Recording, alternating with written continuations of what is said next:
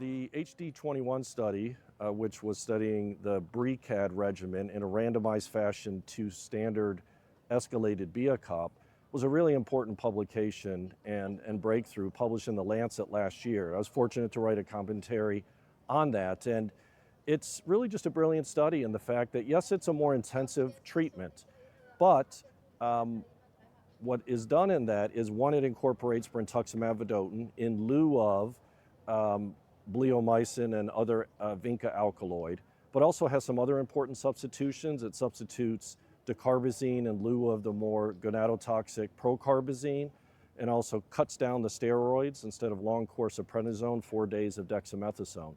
So that was important modifications, number one. Number two, the study was designed, all patients received 2 cycles of either regimen and then had a PET scan.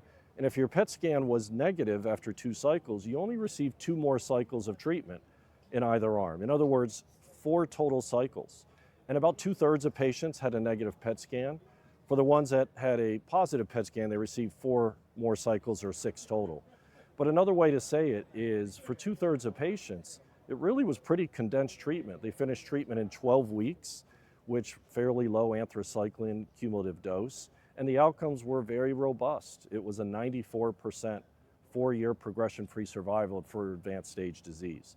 Now, of course, we'll need to look at quality of life, and they've done those analyses. They also had a subset in older patients over age 60, more dose modifications, as you could imagine, for older patients.